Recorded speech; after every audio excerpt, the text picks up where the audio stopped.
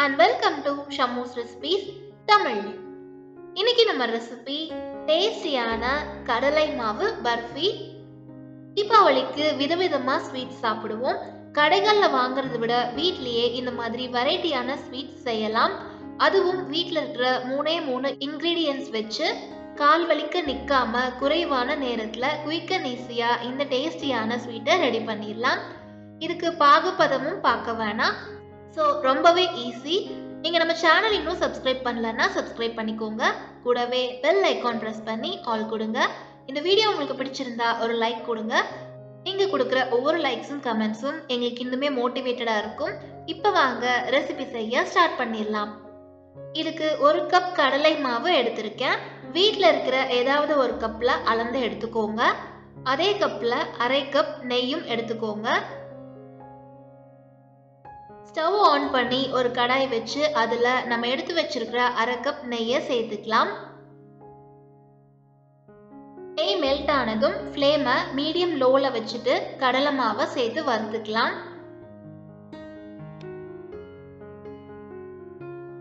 கடலை மாவோட பச்சை வாசனை போய் நல்லா வறுபட்டு வரணும். ஃபர்ஸ்ட் நம்ம சேர்த்த நெய் எல்லாத்தையுமே மாவு அப்சர்வ் பண்ணிக்கும். அதுக்கப்புறமா நல்லா வெந்து எல்லா நெய்யையும் ரிலீஸ் பண்ணிரும். பாருங்க, இப்ப நம்ம சேர்த்த நெய் எல்லாத்தையுமே ஃபுல்லா இழுத்துருச்சு.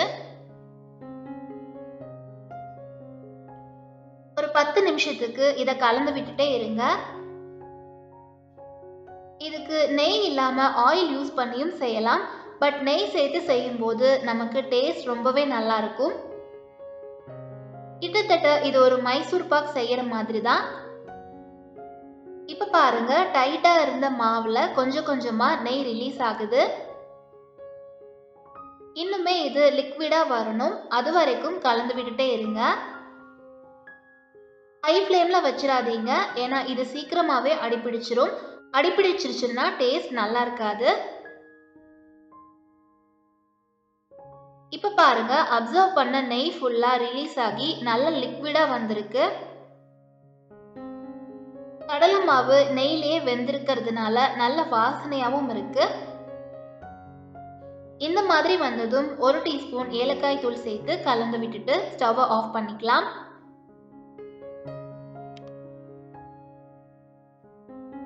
இது இப்படியே இருக்கட்டும். இப்ப இன்னொரு பாத்திரத்துல 1/2 கப் சர்க்கரை சேர்த்து 1/4 கப் தண்ணி விட்டு கலந்து விடுங்க. மாவு அளந்து எடுத்த அதே கப்ல சர்க்கரையும் அளந்துக்கோங்க. சர்க்கரை நல்லா கரைஞ்சு வரட்டும். இப்போ ஒரு ட்ரேல பட்டர் ஷீட் வச்சு கொஞ்சமா நெய் விட்டு கிரீஸ் பண்ணி வச்சுக்கலாம். இப்ப பாருங்க, சுகர் நல்லா கரைஞ்சு கொதிச்சு வந்துட்டு இருக்கு. இதுக்கு நான் ஃபர்ஸ்டே சொன்ன மாதிரி கம்பி பதம் எதுவும் செக் பண்ண வேணாம். ரொம்ப தண்ணி மாதிரி இல்லாம நல்லா திக்காகி வரணும். பாகு நல்லா திக்கானதும் எடுத்துக்கலாம். இப்ப கடலை மாவு மிக்ஸர் ஸ்டவ்ல வச்சு சுகர் சிரப்பை சேர்த்து நல்லா மிக்ஸ் பண்ணுங்க.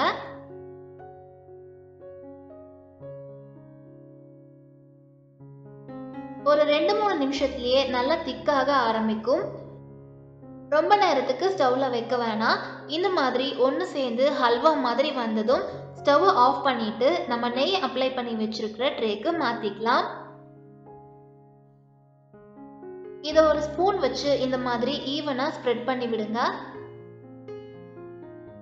மேல கொஞ்சமா வெள்ளரி விதைகள் சேர்த்து ஜென்டலா பிரஸ் பண்ணி விட்டுக்கலாம். இது ஆப்ஷனல் தான், வேணான்னா ஸ்கிப் பண்ணிக்கலாம். இல்லைன்னா வேற ஏதாச்சும் நட்ஸ் வச்சு நம்ம கார்னிஷ் பண்ணிக்கலாம். கொஞ்சம் சூடு ஆறுனதுக்கு அப்புறமா பீஸ் போட்டுட்டு இதை 1/2 மணி நேரத்துக்கு அப்படியே விட்டோம்னா நல்லா செட் ஆயிரும். உங்களுக்கு இன்னும் கலர்ஃபுல்லா வேணும்னா கொஞ்சமா எல்லோ ஃபுட் கலர் ஆட் பண்ணிக்கோங்க. பாருங்க, உடையாம அழகா பீஸ் போட வருது. சாப்பிடுறதுக்கும் நல்ல சாஃப்டா இருக்கும். கடைகள்ல வாங்குறது மாதிரியே பெர்ஃபெக்டான டெக்ஸ்சர்ல இருக்கு. வீட்டில் இருக்கிற கடலை மாவை வச்சு ரொம்ப டேஸ்டியான ஸ்வீட் ரெடி பண்ணிடலாம். இப்போ நமக்கு டேஸ்டியான கடலை மாவு பர்ஃபி ரெடி ஆயிருச்சு. இதே மாதிரி நீங்களும் செஞ்சு பாருங்க. ரெசிபி பற்றின ஃபீட்பேக்கை கமெண்ட்ஸில் சொல்லுங்கள். இந்த வீடியோ உங்களுக்கு பிடிச்சிருந்தா ஒரு லைக் கொடுங்க, சப்ஸ்கிரைப் பண்ணி சப்போர்ட் பண்ணுங்கள். Thank you all.